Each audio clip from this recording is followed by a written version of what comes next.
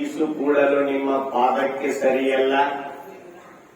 ದೇಶದೊಳು ಹರಿವಂತ ಗಂಗಾ ತುಂಗಾ ಯಮುನಾ ನಿಮ್ಮ ಮಂಗಳದ ಪಾದವ ತೊಳೆದ ಉದಕ ಬಿಂದುವಿಗೆ ಸರಿಯಲ್ಲ. ಭಾಷೆ ಪಾಲೆಂಬ ಭಕ್ತವತ್ಸಲನು ಹೌದು ಹೌದಯ್ಯ. ಏಸೇಸು ಯುಗದಲ್ಲಿ ಇದ್ದವನು ಹೌದು ಹೌದಯ್ಯ. ರೋಮೇಶ ಮಾರ್ಕಂಡ್ಯ ವಶಿಷ್ಠ ಲೇಸು ಗುರು ಬೇಕೆಂದು ಆಸೆಯಲ್ಲವ ಬಿಟ್ಟು ಜಗದೀಶ ಗತಿಯೆಂದು ಪೂಜೆ ಮಾಡಿ ತಮ್ಮ ಜನನ ಮರಣವ ನೀಗಿ ಸುಖಿಯಾದರಯ್ಯ. ಶಿವ ಶಿವ ಸಿದ್ಧಾರೂಢ.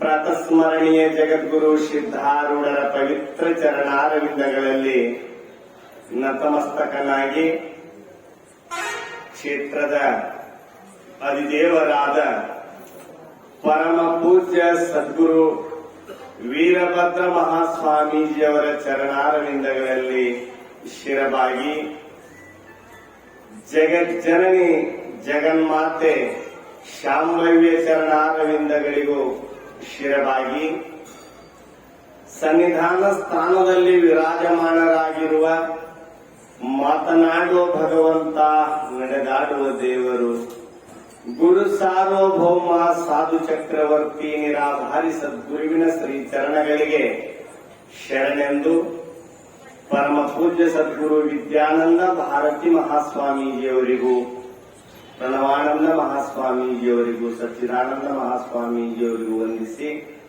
ಮಲ್ಲೇಶ್ವರ ಶರಣರಿಗೂ ವಂದಿಸಿ, ಸಂಗೀತ ಕಲಾವಿದರಿಗೂ ತಮಗೆಲ್ಲರಿಗೂ ಧನ್ಯವಾದಗಳನ್ನು ತಿಳಿಸುತ್ತಾ, ಪುಣ್ಯಾತ್ಮರೇ, ಇಲ್ಲಿಯ ಪರ್ಯಂತರ ಪೂಜ್ಯರು ತಿಳಿಸ್ತಾ ಬಂದರು.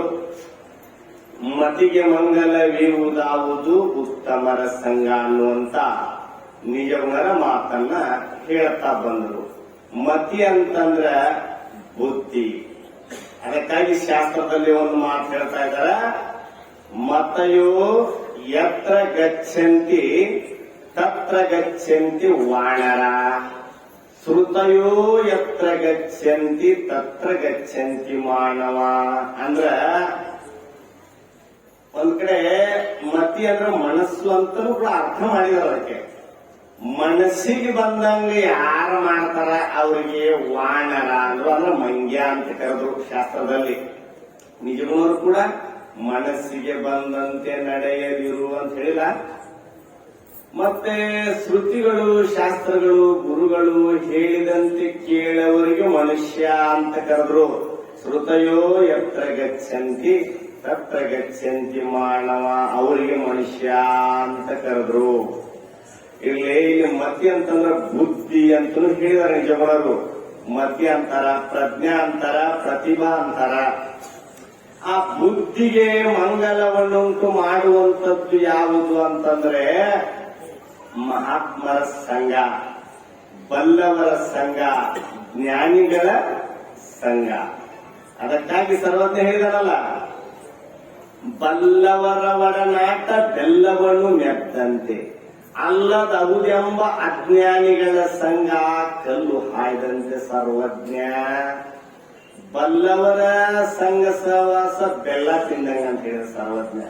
ಮತ್ತೆ ಅಜ್ಞಾನಿಗಳ ಸಂಘ ಏನಪ್ಪಾ ಅಂತಂದ್ರೆ ಕೈಲಿಗೆ ತಲಿ ಚಚ್ಚಿಕೊಂಡಂಗ ಅಂತ ಹೇಳ್ತಾನ. ಜ್ಞಾನಹೀನರ ಸಂಘ, ಮಾನಹೀನರ ಸಂಘ ಏನು ಕೊಟ್ಟರು ಬೇಡ. ಅಲ್ಪರ ಸಂಘ ಅಭಿಮಾನ ಭಂಗ ಅಂತ ಒಂದು ಮಾತು ಕೂಡ ಹೇಳ್ತಾ ಇದ್ದಾರೆ. ಅದಕ್ಕಾಗಿರ್ಲಿ ಬಸವಣ್ಣನವರು ಕೂಡ ಹೇಳಿದಾರಲ್ಲ, ಮಡಿಕೆಯ ಮಾಡುವರೇ ಮಣ್ಣೆ ಮೊದಲು, ತೊಡುಗೆಯ ಮಾಡುವರೇ ಹೊಣ್ಣೆ ಮೊದಲು. ಹೊಣ್ಣು ಅಂದ್ರೆ ಬಂಗಾರ. ಶಿವಪಥವನ್ನರಿಯುವಡೆ ಗುರುಪಥವೇ ಮೊದಲು, ಕೂಡಲ ಸಂಗಮ ದೇವರನ್ನು ಅರಿಯುವಡೆ. ನೀನು ಭಗವಂತನನ್ನ ತಿಳಿತೇನೆ ಅಂತಂದ್ರ ಕೂಡಲ ಸಂಗಮ ದೇವರನ್ನು ಅರಿಯುವಡೆ ಶರಣರ ಸಂಘವೇ ಮೊದಲು ಅಂತ ಹೇಳಿದ್ರು ಅಣ್ಣನವರು. ಇನ್ನೊಂದ್ ಕಡೆ ಅಂತಾರ ಅವರು, ಗಿರಿಗಳ ಮೇಲೆ ಹಲವು ತರುಮ ರಾಜಿಗಳಿದ್ದು ಶ್ರೀಗಂಧದ ಸನ್ನಿಧಿಯಿಂದ ಪರಿಮಳವಾಗವೆ, ಲಿಂಗವಂತನ ಸನ್ನಿಧಿಯಿಂದ ಹಿಂದನ ದುಸ್ಸಂಗ ಕೆಡುವುದು, ಸಿರಿಯಾಳನ ಸಾರ್ಧನರೆಲ್ಲ ಸುರರಾಗರೇ ಅಂದ್ರು ಬಸವಣ್ಣನವರು.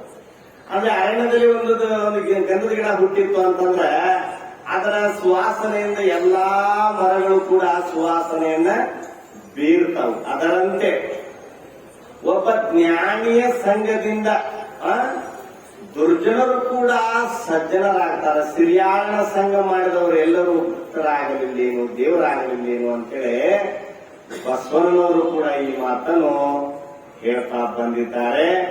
ಅದಕ್ಕಾಗಿ ನಮ್ಮ ಬುದ್ಧಿ ಏನಾಗಿದೆ ಅಂತಂದ್ರೆ, ಬುದ್ಧಿಗೆ ಮಂಗಲ ಅಂತ ಯಾಕೆ ಹೇಳಿದ್ರು ನಿಜಗುಣರು ಅಂದ್ರೆ, ಮನಸ್ಸು ಯಾವಾಗಲೂ ಚಂಚಲವಿದೆ, ದೇಹ ಯಾವಾಗಲೂ ಅದು ಮಲಿನವಾಗ್ತದೆ. ಅದಕ್ಕಾಗಿ ನಮ್ಮ ಬುದ್ಧಿ ಏನಾಗಿದೆಯಪ್ಪ ಅಂತಂದ್ರ ಶುದ್ಧವಾದ ಬುದ್ಧಿಯಿಂದ ಆತ್ಮ ಸ್ವರೂಪವನ್ನು ತಿಳಿಯಲಿಕ್ಕೆ ಬರ್ತದ. ಪರಿಶುದ್ಧವಾದ ಬುದ್ಧಿಯನ್ನುಳ್ಳ, ನೆರೆ ಪರಿಶುದ್ಧವಾದ ಬುದ್ಧಿಯನ್ನುಳ್ಳ, ನೀವು ಹೇಳ್ತಾ ಇದ್ದಾರೆ ಪರಮಾರ್ಥ ಗೀತೆಯಲ್ಲಿ, ನೆರೆ ಪರಿಶುದ್ಧವಾದ ಬುದ್ಧಿಯನ್ನುಳ್ಳ ಸಮುನ್ನತ ಸದ್ಗುಣಗಣ ಸಂಪನ್ನರಿಗೆ ನಿಜ ಸ್ವರೂಪವಿಡರೋಳ್ ಸಾಧ್ಯಂ. ಪರಿಶುದ್ಧವಾದ ಅಂತಃಕರಣ ಇದ್ದವರಿಗೆ ಮಾತ್ರ ಜ್ಞಾನವಾಗುತ್ತದೆ. ಅದಕ್ಕಾಗಿ ಬುದ್ಧಿಗೆ ಮಂಗಲ ಹೇಳಿದರು. ಬುದ್ಧಿ ಏನಾಗಿದೆ ಅಂದ್ರೆ ಅನೇಕ ಜನ್ಮಾಂತರಗಳಿಂದ ವಿಷಯಗಳ ಸಂಘ ಮಾಡಿ ಅದು ಮಲಿನ ಆಗೈತಂತ. ಈಗ ಮನ್ಯಾಗ ಮಸಿ ಅರ್ಬಿ ಅಂತ ಇರ್ತಲ್ಲ, ಮಸಿ ಬಟ್ಟೆ, ಅದು ಯಾಕೆ ಹಂಗಾಗಿರ್ತದ ಅಂತಂದ್ರೆ ಅದು ಗಡಿಗಿ ಸಂಘ ಮಾಡಿ ಹಂಗಾಗಿರ್ತದ. ಮಸಿ ಬಟ್ಟೆ ಮೊದಲು ಚಲೋ ಇರ್ತದದು ಏನ್ರಿ, ದೋತದ ಅರಬಿ ಹರಿದ ಮಸಿ ಬಟ್ಟೆ ಮಾಡಿರ್ತಾರ, ಮೊದಲು ಚಲೋ ಇರ್ತದ. ಅದು ಗಡಿಗಿ ಸಂಘ ಮಾಡಿ ಹಂಗ ಆಗಿರ್ತದ, ಮಸಿ ಬಟ್ಟೆ ಆಗಿರ್ತದೆ. ಹಂಗ ನಮ್ಮ ಬುದ್ಧಿ ಅಲ್ಲದ ಚಿಂತನೆ, ಅಲ್ಲದ ವಿಷಯ, ಪ್ರಾಪಂಚಿಕ ವಿಷಯಗಳ ಸಂಘ ಮಾಡಿ ಮಾಡಿ ಮಾಡಿ ಮತಿ ಅದು ಜಡವಾಗಿದೆ. ಆ ಜಡವಾದಂತ ಬುದ್ಧಿಗೆ ಒಳ್ಳೆಯ ಸಂಘ ಬೇಕು. ಅದು ಶ್ರೇಷ್ಠವಾದ ಸಂಘದಿಂದ ಏನಾಗ್ತದ, ಅದು ಪವಿತ್ರ ಆಗ್ತದ. ಅದಕ್ಕಾಗಿ ಏನಂದ್ರು ಮತಿನಲ್ಲ ಕೈ ಜಿಹಿ ಮತಿಲ ಕೈ. ಜಡವಾದ ಬುದ್ಧಿಗೆ ಅಸಾಧ್ಯ, ಶುದ್ಧವಾದ ಬುದ್ಧಿಗೆ ಸಾಧ್ಯ ಅಂತ ವಿಚಾರ ಸಾಗರದಲ್ಲಿ ಹೇಳಿದ್ರು. ಆಮೇಲೆ ಸುಭಾಷಿತ ಕವಿಗಳು ಹೇಳ್ತಾ ಇದ್ದಾರೆ, ಎಷ್ಟು ಸಂಚರತೆ ದೇಶಾಣಿ ಎಷ್ಟು ಸೇವೆ ಪಂಡಿತಾನಿ ತಸ್ಯ ವಿಸ್ತಾರಿತ ಬುದ್ಧಿ ತೈಲ ಬಿಂದುರಿವಾಂಬಸಿ. ಯಾವನು ದೇಶ ಸಂಚಾರ ಮಾಡ್ತಾನೋ, ಯಾವನು ಮಹಾತ್ಮರ ಸಂಘ ಸವಾಸವನ್ನು ಮಾಡ್ತಾನೋ ಅವನ ಬುದ್ಧಿ ವಿಸ್ತಾರ ಆಗ್ತದೆ ಅಂತ ಹೇಳ್ತಾರೆ ಕವಿಗಳು. ಹೆಂಗಂದ್ರ ನೀರಾಗ ಒಂದು ಹನಿ ಎಣ್ಣೆ ಬಿದ್ರಾಗ ಎಷ್ಟು ಅಗಲ ಆಗ್ತದಲ್ಲ, ತಸ್ಯ ವಿಸ್ತಾರಿತ ಬುದ್ಧಿ ತೈಲ ಬಿಂದುರಿವಾಂಬಸಿ ಅಂತ ಹೇಳ್ತಾರೆ ಕವಿ. ಇನ್ನೊಂದು ಮಾತಿನಲ್ಲಿ ಗಂಗಾ ಪಾಪಂ ಶಶಿ ತಾಪಂ ದೈನ್ಯಂ ಕಲ್ಪ ತರುಸ್ತತ ಪಾಪಂ ತಾಪಂ ಚ ದೈನ್ಯಂ ಚ ಹಂತಿ ಸಂತೋ ಮಹಾಶಯ. ಗಂಗಾ ನದಿಯಲ್ಲಿ ಸ್ನಾನ ಮಾಡಿದ್ರೆ ಪಾಪ ನಾಶ ಆಗ್ತದ, ಚಂದ್ರನ ದರ್ಶನದಿಂದ ನಿನ್ನ ಪಾಪ ನಾಶ ಆಗ್ತದ, ಕಲ್ಪವೃಕ್ಷದಿಂದ ನಿನ್ನ ದರಿದ್ರತನ ದೂರ ಆಗ್ತದ. ಆದರೆ ಮಹಾತ್ಮರ ದರ್ಶನದಿಂದ ಇವೆಲ್ಲ ಏಕಕಾಲಕ್ಕೆ ದೂರ ಆಗ್ತಾವಂತ. ಅದಕ್ಕಾಗಿ ಹಂತಿ ಸಂತೋ ಮಹಾಶಯ ಅಂತ ಮಹಾತ್ಮರ ಸಂಘ ಸಹವಾಸವನ್ನು ಮಾಡು. ಬಟ್ಟೆ ಮಾಸಿದೊಡೆ ಮಡಿವಾಳನಿಗೆ ಕೊಡು, ಮಂಡ್ಯ ಮಾಸಿದೊಡೆ ಮಜ್ಜನಕ್ಕೆ ಕೊಡು. ಮಜ್ಜನ ಅಂದ್ರೆ ಚೌರಿಗಣಿಗೆ ಕೊಡು. ನಿನ್ನ ಮನಸ್ಸು ಮಾಸಿದೊಡೆ ಕೂಡಲ ಸಂಗನ ಶರಣರ ಅನುಭಾವದಲ್ಲಿಡು. ಬಟ್ಟೆ ಹೊಲಸಾಗಿದ್ದು ಅಂದ್ರೆ ಮಡಿವಾಳನಿ ಕೊಟ್ರ ಸ್ವಚ್ಛ ಆಗ್ತಾವ. ತೆಲೆ ಬೆಳೆದಿತ್ತು, ಬಹಳ ಕಸ ಬೆಳೆದಿತ್ತಂದ್ರ ಚೌರಿಗಣ ಕೈಯಾಗ ಕೊಟ್ರ ಸ್ವಚ್ಛ ಮಾಡ್ತಾರ. ಮನಸ್ಸು ಕೆಟ್ಟಿದಂದ್ರ ಅದನ್ನ ಎಲ್ಲಿ ಯಾವ ಗ್ಯಾರೇಜ್ ಹೋಯ್ದು ರಿಪೇರಿ ಮಾಡ್ತೀಯ, ಎಲ್ಲಿ ರಿಪೇರಿ ಆಗ್ತದ ಅಂತಂದ್ರ ಇಂಥ ಸಂಘ ಸವಾಸದೊಳಗೆ ಅದಕ್ಕೆ ಮನಃಶಾಂತಿ ಸ್ವಚ್ಛತೆ ಅನ್ನೋದು ತ್ವರಿತದ. ಅದಕ್ಕಾಗಿ ಕೆರೆ ಬಾವಿಗಳು ಮೈ ತೆರೆದರೆ ಗೊರಸು ಚಿಪ್ಪುಗಳನ್ನು ಕಾಣಬಹುದು. ಕೆರೆ ಬಾವಿಗಳು ಬತ್ತಿದರೆ ಅಲ್ಲಿ ಗೊರಸು ಚಿಪ್ಪು ಕಲ್ಲನ್ನ ಕಾಣಬಹುದು. ವಾರಿದಿಯು ಮೈ ತೆರೆದರೆ ಮುತ್ತು ರತ್ನಗಳನ್ನ ಕಾಣಬಹುದು. ಕೂಡಲ ಸಂಗನ ಶರಣರು ಮನ ತೆರೆದು ಮಾತನಾಡಿದರೆ ಲಿಂಗವನ್ನೇ ಕಾಣಬಹುದು ಅಂತ ಹೇಳಿದರು ಶರಣರು. ಅದಕ್ಕೋಸ್ಕರವಾಗಿ ಅಂತ ಶ್ರೇಷ್ಠವಾದಂತ ಮಹಾತ್ಮರ ಸಂಘ ಇರ್ತದ. ಅದಕ್ಕಾಗಿ ಸತ್ಯರ ನಡೆ ತೀರ್ಥ, ನಿತ್ಯರ ನುಡಿ ತೀರ್ಥ, ಉತ್ತಮರ ಸಂಘವದು ತೀರ್ಥ, ಹರಿವ ನೀರು ಎತ್ತರದು ತೀರ್ಥ ಸರ್ವಜ್ಞ. ಸರ್ವಜ್ಞ ಕವಿ ಹೇಳ್ತಾ ಇದ್ದಾನೆ, ಸತ್ಯರ ನಡೆತಿದ್ದ ಅದೇ ತೀರ್ಥ. ಆ ಗಂಗಾ ಯಮುನಾ ಗೋದಾವರಿ ನದಿ ತೀರ್ಥಗಳಲ್ಲಿ ಸ್ನಾನ ಮಾಡಿದ್ರ ನಿನ್ನ ಮೈ ಮೇಲಿನ ಹೊಲಸು ಹೋಗ್ಬೋದು ಅಷ್ಟೇ. ಅಂತಃಕರಣದೊಳಗಿರ್ತಕ್ಕಂಥ ಮಾಲಿನ್ಯ ಹೋಗೋದಿಲ್ಲ. ಅದು ಯಾವುದರಿಂದ ನಿವಾರಣೆ ಆಗ್ತದ ಅಂತಂದ್ರೆ ಬಲ್ಲವರ ಜ್ಞಾನಿಗಳ ಸಂಘ ಸವಾಸದಿಂದಲೇ ಅದು ನಾಶವಾಗುವಂತದ್ದಾಗ್ತದೆ. ಅದಕ್ಕಾಗಿ ಸತ್ಸಂಗ ಬಹಳ ಬೆಲೆಯುಳ್ಳದ್ದು. ಒಂದು ಮಾತು ಹೇಳ್ತೇನೆ,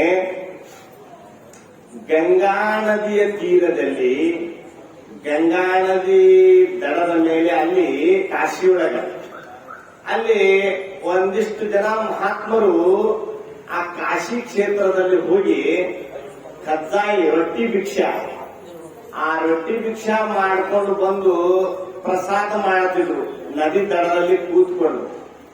ಅಲ್ಲಿ ಒಂದು ನಾಯಿ ಬರ್ತಿತ್ತು, ದಿವಸ ಬರ್ತಿತ್ತು ಅದು ನಾಯಿಯಲ್ಲಿ. ನಾಯಿ ಬಂದಾಗ ಅದಕ್ಕೂ ಒಂದು ರೊಟ್ಟಿ ಕೊಡ್ತಿದ್ರು ಮಹಾತ್ಮರು ತಾವು ಊಟ ಮಾಡುವಾಗ. ಈ ರೀತಿ ಬಹಳ ದಿವಸಗಳವರೆಗೆ ನಡೀತು. ಅವಾಗ ಕರ್ಮಾನುಸಾರವಾಗಿ ಆ ನಾಯಿ ಹಸು ನೀಗಿತು, ತನ್ನ ಪ್ರಾಣ ಬಿಡ್ತದ. ಅದು ಮುಂದೆ ಒಬ್ಬ ರಾಜನ ಮಗಳಾಗಿ ರಾಜಕುಮಾರಿಯಾಗಿ ಹುಟ್ಟು ಆ ನಾಯಿ. ಆ ರಾಜಕುಮಾರಿ ಜನ್ಮದಲ್ಲಿ ಏನ್ ಅನಿಸ್ತದ ಅಂತಂದ್ರೆ, ನಾನು ರಾಜನ ಮನೆಯೊಳಗೆ ಹುಟ್ಟಿದೆ ಖರೆ, ನನಗೆ ಮಹಾತ್ಮರ ಸಂಗಿಲ್ಲಲ್ಲ, ಮಹಾತ್ಮರ ದರ್ಶನ ಇಲ್ಲಂಗಾಯ್ತಲ್ಲ ಅಂತ ಅನಿಸ್ತು ಮನಸ್ಸಿಗೆ. ಆ ರಾಜಕುಮಾರಿ ಜನ್ಮನೂ ಹೋಯ್ತಂತೆ. ನಂತರ ಏನಾಗಿ ಹುಟ್ಟಿದಳು? ಶಬರಿಯಾಗಿ ಹುಟ್ಟಿದಳು. ಶಬರಿಯಾಗಿ ಹುಟ್ಟಿ ಬಂದು ಮತಂಗ ಋಷಿಗಳು ತಮಸಾ ನದಿಗೆ ಸ್ನಾನಕ್ಕೆ ಹೋಗ್ತಿದ್ರು ಪ್ರಾತಃ ಕಾಲದಲ್ಲಿ 4 ಗಂಟೆ ಜಾವದಲ್ಲಿ ಬೆಳಿಗ್ಗೆ. ಆ ಸಂದರ್ಭದೊಳಗೆ ಆ ಶಬರಿ ಆ ಮತಂಗ ಋಷಿಗಳು ನಡೆದು ಹೋಗತಕ್ಕಂತ ದಾರಿಯನ್ನ ಕಸ ಹೊಡಿತಿದ್ರಂತ ಶಬರಿ. ಆವಾಗ ಮತಂಗ ಋಷಿಗಳಿಗೆ ಒಬ್ರು ಹೇಳ್ತಾರ, ಹೀಗೆ ಶಬರಿ ಕಸ ಹೊಡಿತಾ ಇದ್ದಾಳ ಅಂತ ಹೇಳಿ. ಅವಾಗ ಅವಳನ್ನ ನನ್ನ ಹತ್ರ ಕರ್ಕೊಂಡು ಬರ್ರಿ ಅಂದ್ರು ಮತಂಗ ಋಷಿಗಳು. ಕರ್ಕೊಂಡು ಬಂದ ಮೇಲೆ ಆಶೀರ್ವಾದ ಮಾಡಿದ್ರು. ಒಂದು ಮಾತು ಹೇಳ್ತಾರ ಋಷಿಗಳು, ನೋಡಮ್ಮ, ಶ್ರೀರಾಮಚಂದ್ರ ಬರ್ತಾನ, ಅವ ನಿನಗೆ ದರ್ಶನ ಕೊಡ್ತಾನ, ಅವನಿಂದ ನಿನಗ ಮೋಕ್ಷ ಆಗತ್ತದ ಅಂತ ಹೇಳಿ ಮತಂಗ ಋಷಿಗಳು ಆಶೀರ್ವಾದವನ್ನು ಮಾಡಿದ್ರಂತೆ. ಮುಂದೆ ಆ ಮಾತಿನ ಪ್ರಕಾರ ಶ್ರೀರಾಮಚಂದ್ರ ಬಂದ. 80 ವರ್ಷಗಳ ಕಾಲ ಕಾಯ್ತಾ ಇದ್ರಂತ ಶಬರಿ. ರಾಮ ಬರುವನೆಂದು ಕಾದಿರುವಳು ಶಬರಿ ಅಂತ ಹೇಳಿದಂತೆ ಶ್ರೀರಾಮಚಂದ್ರ ಬಂದ, ದರ್ಶನವನ್ನು ಕೊಟ್ಟ, ಶಬರಿಗೆ ಮೋಕ್ಷ ಪ್ರಾಪ್ತಿಯಾಯಿತು. ಇದು ಯಾವ ಸಂಘದ ಫಲ? ಇದು ಮಹಾತ್ಮರು ಕೊಟ್ಟಂತ ಒಂದು ರೊಟ್ಟಿಯ ತುಂಡನ್ನು ತಿಂದಂತ ನಾಯಿ ಆ ಸಂಘ ಸಹವಾಸದ ಫಲದಿಂದ ಮುಂದೆ ಶಬರಿ ಜನ್ಮ ಬಂತು. ಆ ಜನ್ಮದಲ್ಲಿ ಶ್ರೀರಾಮಚಂದ್ರನ ದರ್ಶನ ಆಯಿತು. ಅದಕ್ಕೋಸ್ಕರವಾಗಿ ಸತ್ಸಂಗತ್ವೇ ನಿಸ್ಸಂಗತ್ವ ಅಂತ ಶಂಕರಾಚಾರ್ಯರು ಹೇಳಿದ್ದಾರೆ. ಆ ಸತ್ಸಂಗದ ಮಹಿಮೆ ಬಹಳ ದೊಡ್ಡದು. ಅಂತ ಶ್ರೇಷ್ಠವಾದಂತ ಸಂಘ ಸಹವಾಸವನ್ನು ಮಾಡಿ ನಾವೆಲ್ಲರೂ ಧನ್ಯರಾಗೋಣ ಅಂತ ಹೇಳ್ತಾ ನನ್ನ ಮಾತಿಗೆ ವಿರಾಮ.